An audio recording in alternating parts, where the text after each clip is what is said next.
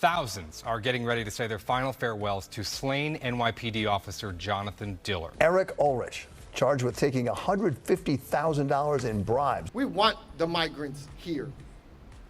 It is who we are as New Yorkers. The state can do more. Bold announcement after a series of violent attacks on the subway in recent weeks that left riders uneasy. We call the flood of asylum seekers to New York City the migrant crisis. Yes, it's costing taxpayers billions. We are so afraid of getting the title that could destroy our lives. Potential challengers for Mayor Eric Adams. There's a coordinated effort, according to Mayor Eric Adams, to prevent him from serving a second term. He is totally correct. On July 17, a group of approximately 20 leftist organizers, political consultants, and organization leaders convened in secret at a residence on Staten Island. Their common goal was to unseat the moderate Democratic mayor in 2025. The hosts were political organizer Cristina Gonzalez and lawyer and organizer Janos Martin. Antonio Reynoso, the president of Brooklyn Borough, was the honored guest. One of their objectives is to begin organizing a Democratic primary challenge to Adams and check to see if Reynoso, who is challenging the current mayor, can be the progressive candidate. It doesn't matter if it's COVID or financial crisis or 9/11, this city makes it out. We in the city of New York are in crisis. Many folks might not feel it. No mayor ever stands in front of you and says, we give up. Never. It's the first time a mayor has stood up and said, I give up. We want the migrants here. It is who we are as New Yorkers. The state can do more. Speaking with Politico, a number of guests expressed that Reynoso is considering it seriously, but is unlikely to run. Details of the meeting were first published by the New York Times on Friday. At a time when Brooklynites are facing many challenges, I am laser-focused on delivering for residents and building a more resilient, equitable borough, Reynoso's political staff said in a hazy statement, denying to confirm his involvement. The position of borough president of Brooklyn is one of great respect and distinction. In New York City politics, the most talked about topic is who will challenge Adams in 2025. Even though everyone appears to think that it would be challenging to unseat the formidable incumbent, there is a general belief that he is not unbeatable. With the correct organization, a little bit of fortune, and perhaps a few high-profile scandals for Adams, the right candidate could really prevail. Many leftists would want to see Reps Jamal Bowman and Alexandria Ocasio-Cortez in the race, but Bowman, who resides in Yonkers outside of the city, has not expressed much enthusiasm in running. Even less so for Ocasio-Cortez. The offices of the two congressmen declined to respond. The progressives are still looking, whether it is for Reynoso or someone else. There's also a feeling that time is being wasted. If someone is serious about running for mayor, they need to be out there, be everywhere, stated a Democratic political consultant who is given anonymity to talk about private strategy meetings, who is involved in progressive preparations to oppose Adams. Although the primary isn't until June 2025, a lot of Adams' detractors would prefer to have a candidate chosen right away.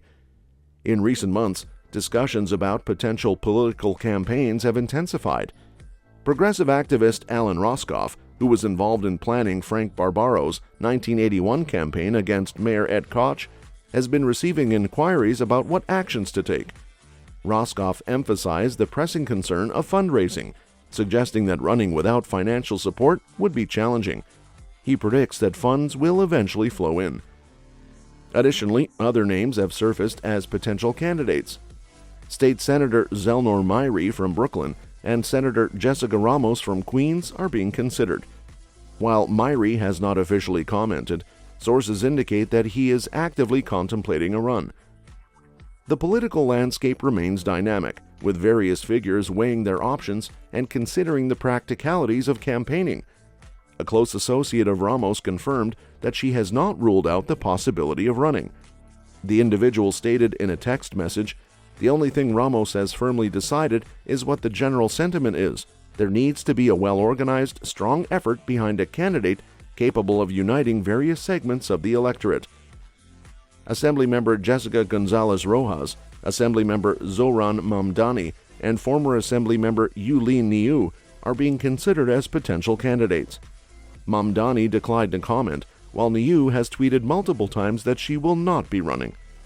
Gonzalez Rojas expressed her lack of interest in the role, stating, "To be honest, I have been approached multiple times, but it's just not a position I would be interested in.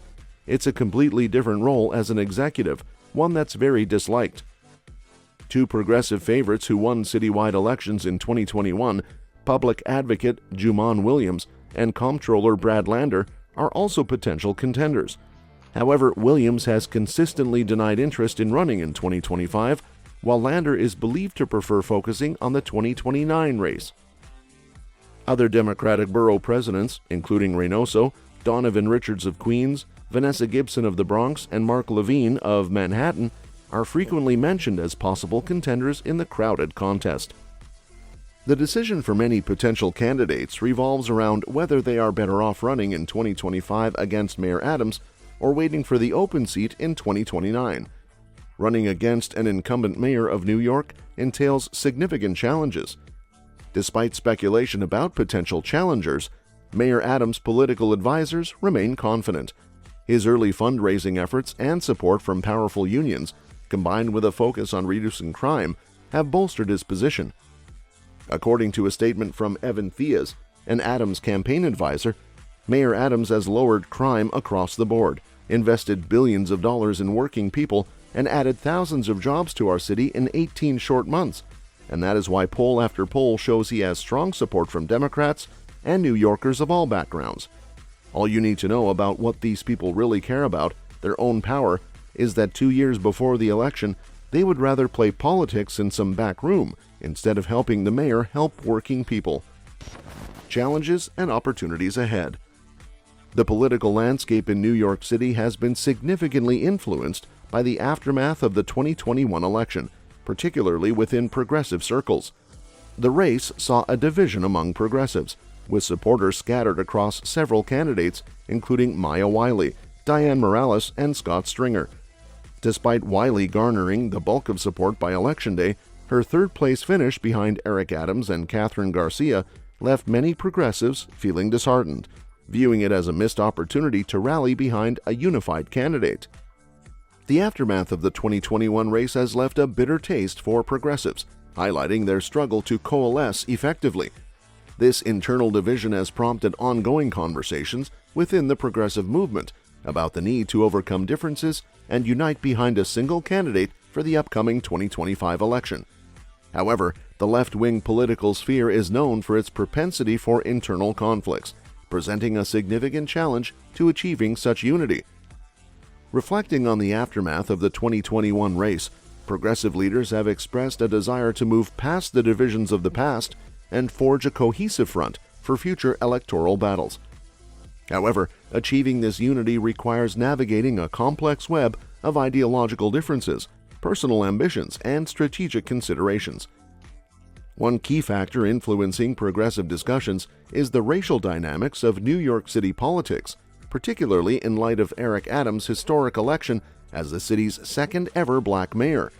Mayor Adams offered a stinging rebuke of the media, saying that blacks in many professions are covered differently. If you get the title of angry black man, you will not raise up in corporate society. The media has made black men look remissive. In other words, not serious. We are so afraid of getting the title that can destroy our lives. Adams has skillfully positioned himself as a champion for communities of color, framing criticism from his detractors as opposition to his success as a black leader. In this context, the prospect of supporting a white candidate against Adams carries the risk of reinforcing this narrative and alienating voters of color. Therefore, many progressives recognize the importance of fielding a candidate who can resonate with diverse communities and challenge Adams without playing into his narrative. While progressives may aspire to rally behind a single candidate, the reality of electoral politics is often more complex.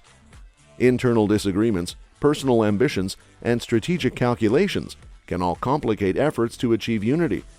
For example, some progressive leaders may harbor reservations about supporting certain candidates based on past experiences or ideological differences. Moreover, the specter of Eric Adams' formidable political machine looms large, presenting a formidable obstacle to any challenger seeking to unseat him. One potential contender who has emerged on the progressive radar is Scott Stringer, the former city comptroller whose mayoral ambitions were derailed by allegations of physical harassment during the 2021 race.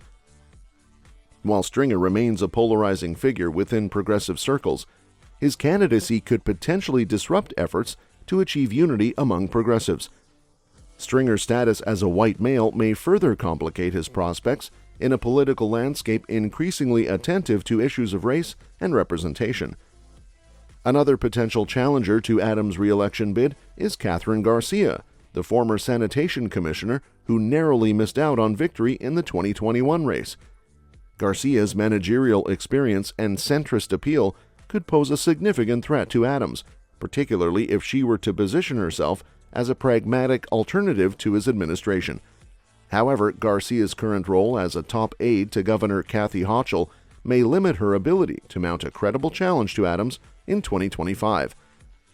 Despite the challenges facing progressives in New York City politics, there are also opportunities for unity and mobilization. The shared goal of unseating Eric Adams and advancing a progressive agenda could serve as a rallying cry for activists and organizers across the city. By focusing on common objectives and setting aside differences, progressives can harness their collective energy and resources to mount a formidable challenge to the status quo. Investigation surrounding NYC Mayor Eric Adams. The legal landscape surrounding New York City Mayor Eric Adams has become increasingly complicated, with state and federal prosecutors delving into multiple investigations involving figures within his orbit. While Adams himself has not faced any accusations of wrongdoing, the investigations have posed a significant distraction for the first-term mayor, who has previously positioned himself as the future of the Democratic Party and enjoyed close ties to President Joe Biden. As of now, 3 distinct cases have emerged, each casting a shadow over Adams' administration. In July, Manhattan District Attorney Alvin Bragg secured an indictment against 6 individuals and a construction safety firm for allegedly orchestrating a straw donor scheme to funnel money into Adams' 2021 campaign. Although one of the accused has long-standing ties to Adams, there is no evidence implicating the mayor or his administration in the scheme. 2 months later, Bragg returned with another high-profile indictment, this time targeting Eric Ulrich, a senior advisor to Adams who served as the city's buildings commissioner. Ulrich, along with 6 others, was charged in a bribery case involving allegations of accepting cash and gifts in exchange for official favors. Despite his ties to Adams and significant fundraising efforts for the mayor's campaign, Ulrich maintains his innocence. Eric Ulrich, charged with taking $150,000 in bribe. We allege, monetized each elected and appointed role that he held in New York City government. Commissioner of Buildings and as a former New York City council member. 6 others have also been charged in the case. This investigation has not identified any public health or safety issues caused by the charged conduct. In a separate investigation, FBI agents raided the home of Adams' 25-year-old campaign fundraiser earlier this month, raising questions about potential collusion with the government of Turkey and illegal donations from Turkish citizens. The probe centers on allegations that Adams pressured city officials to expedite the opening of a midtown skyscraper built by the Turkish government. The involvement of Turkey in the investigation adds another layer of complexity, as officials explore potential ties between Adams' administration and a Brooklyn-based construction company with connections to the Turkish government. Multiple employees of the firm contributed to Adams' campaign, though the extent of their involvement remains unclear. The FBI's seizure of electronic devices from Adams' fundraiser and subsequent retrieval of the mayor's phones signal a significant escalation in the public corruption probe. While Adams maintains his commitment to cooperation and transparency, the investigations have emboldened his critics, some of whom are considering challenging him in the 2025 election. As prosecutors continue to gather evidence and weigh potential indictments, the cloud of uncertainty surrounding Adams' administration persists. While the mayor asserts his innocence and vows to fully cooperate with investigators, the outcome of the probes could have far-reaching implications for his political future and the city's governance. Debate over subway safety. Mayor Eric Adams found himself in a defensive position on Friday as progressive attorney and advocate Oluyemi Olurin accused him of exacerbating harmful rhetoric surrounding subway crime in New York City during a contentious radio interview on Power 105.1's The Breakfast Club with hosts Charlemagne the God and DJ Envy. Olurin's argument revolved around the assertion that Adams is responsible for fostering a perception among New Yorkers that the city's subways are plagued by crime. She contended that Adams has disproportionately focused attention on a few high-profile violent incidents, ignoring the fact that millions of commuters travel safely on the subway each day. These accusations come at a time when subway crime statistics show a decline. For example, recent NYPD data indicates a 14% decrease in transit crime compared to the same period last year, with arrests in the system up by nearly 50% since the beginning of the year, contrasting with statistics from 2023. Describing herself as a movement lawyer, Olurin accused Adams of engaging in fear-mongering tactics, claiming that his emphasis on subway crime has resulted in policy decisions such as deploying thousands of additional police officers into the subway system. Bold announcement after a series of violent attacks on the subway in recent weeks have left riders uneasy. High crime and chaos in the subways. And so far, crime is indeed dropping. One reason, stopping people who are homeless. 2023, with crime being down in our subway system, January was a bad month. We could do more to prevent these types of incidents. Officials have emphasized that these initiatives are intended to combat the perception of subway insecurity rather than address an actual increase in crime. Adams reiterated this sentiment during a press conference where he unveiled the new metal detector technology, acknowledging the need to confront the reality of subway safety while working towards improvement. Despite these efforts, critics like Olurin remain skeptical of Adams' approach, arguing that his emphasis on policing and security measures perpetuates a narrative of fear that does not accurately reflect the overall safety of the subway system. The debate surrounding subway crime continues to be a contentious issue in New York City, highlighting the complex intersection of public safety, perception, and policy. Mayor Eric Adams faces dual challenges. Mayor Eric Adams, against the backdrop of Manhattan's towering skyscrapers, envisioned a future where electric aircraft whirred over the city, symbolizing a technological revolution and potential job growth. However, his vision was quickly overshadowed by the stark reality of a federal investigation into his administration's dealings. Adams, a moderate Democrat, assumed office in 2022 with a promise to address crime and uplift working-class communities. Yet his tenure has been marred by controversies and challenges that threaten to undermine his leadership. The federal probe, which emerged publicly this month, presents a significant obstacle for Adams. Allegations suggest potential corruption related to illegal campaign donations, raising concerns among progressives and emboldening calls for primary challenges. Simultaneously, Adams grapples with a burgeoning migrant crisis, exacerbating tensions with the left-leaning city council and straining vital city services. These concurrent crises pose a formidable political test for the mayor, jeopardizing his ability to govern effectively. Amid the scrutiny, Adams maintains his innocence, asserting full cooperation with the federal investigation. Nevertheless, the specter of corruption casts a shadow over his administration, eroding public trust and emboldening critics. Anna Maria Archila of the New York Working Families Party expresses concern, emphasizing the detrimental impact of scandal on Adams' governance amidst the migrant crisis. We call the flood of asylum seekers to New York City the migrant crisis. Yes, it's costing taxpayers billions. Well, now to our series, Migrants in America. Tonight, a closer look at the West African population that's arriving here in New York City. New York City is evicting 3,500 migrant families from the shelters where they are currently housed. They had to take that necessary action, and, based on our review, those officers took appropriate action. The migrant crisis, precipitated by an influx of asylum seekers, poses a daunting challenge for Adams, straining city resources and prompting budgetary constraints. Despite calls for federal assistance, Adams grapples with the looming financial burden, navigating contentious debates over budget cuts and service reductions.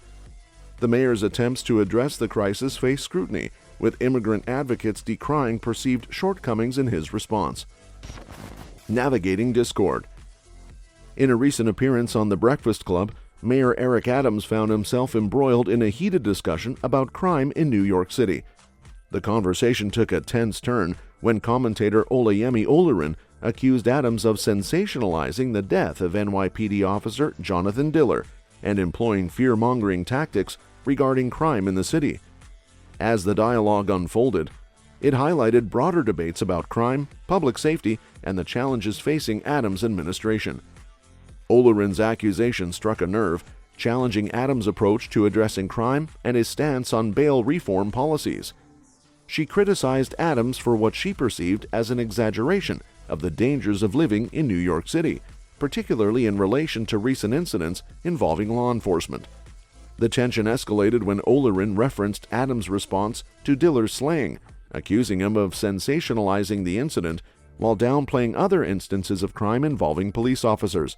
Thousands are getting ready to say their final farewells to slain NYPD officer Jonathan Diller. Well, Bill, a lot to unpack tonight. Officer Diller was shot and killed just about a half block down from where we are. He was born to be a hero. He died being a hero. He died doing what he loved. Everyone part of the criminal justice system needs to get serious about doing their jobs. The attack on Diller is not an isolated incident, as there have been other high-profile attacks on NYPD officers in recent months. In January, 2 officers were attacked in Times Square by several individuals, leading to multiple arrests and charges. These incidents highlight the challenges faced by law enforcement officers in maintaining public safety and upholding the rule of law in a complex and dynamic urban environment. As debates about crime and policing continue, it is essential to foster constructive dialogue and explore effective solutions to ensure the safety and well-being of all residents. Adams' administration faces significant challenges in navigating these discussions, particularly amidst heightened tensions and scrutiny from various stakeholders. Despite the complexities and controversies surrounding crime and public safety in New York City, Adams remains committed to his vision of a safer and more prosperous city for all residents. His administration continues to implement policies and initiatives aimed at addressing crime, supporting law enforcement, and promoting community engagement. Police responses and collaborations.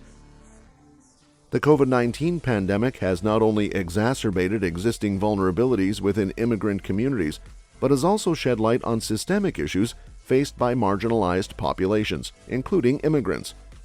While discussions about policies and programs to support families in the wake of the pandemic have been ongoing, the unique needs of immigrant families have often been overlooked.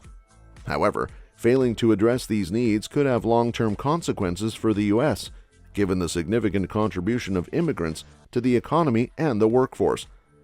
Immigrants play a crucial role in various sectors of the U.S. economy, with approximately 56% working in industries deemed vital, such as food services, healthcare, social assistance, and manufacturing. Moreover, a substantial portion of essential workers during the COVID-19 pandemic consists of immigrants, highlighting their importance in sustaining critical services and infrastructure. Mayor Eric Adams is dropping his next round of budget cuts for city agencies. But cuts to migrant funding are still set to happen. They are looking for places to sleep, looking for a future. They're looking for their dignity for themselves and their families. I never saw myself in a position like this ever a day in my life, no. They have found nearly dozens of migrants living in a small, cramped basement. Emergency services have now been called for this. Addressing the needs of immigrant families requires a comprehensive understanding of their experiences and resources. Policymakers and service providers must recognize the strengths within immigrant communities while addressing systemic barriers to economic stability and well-being. Collaborative efforts between law enforcement, social services, and community organizations are essential to providing holistic support to immigrant families experiencing homelessness and economic hardship. Efforts to address homelessness must move beyond punitive measures to focus on prevention, intervention, and support. Collaborative models that pair police officers with social workers or clinical therapists have shown promise in providing targeted assistance to individuals experiencing homelessness. These initiatives emphasize a compassionate and community-centered approach that prioritizes addressing underlying needs and connecting individuals with supportive services. However, effective responses to homelessness require better data, coordination, and evaluation of strategies. Establishing clear definitions of homelessness and collecting comprehensive data can inform targeted interventions and measure progress effectively. Additionally, investing in research and evaluation of police-community collaborations is essential to identifying best practices and scaling effective models nationally. That's all for this video, folks. Thank you so much for watching, and we'll see you next time.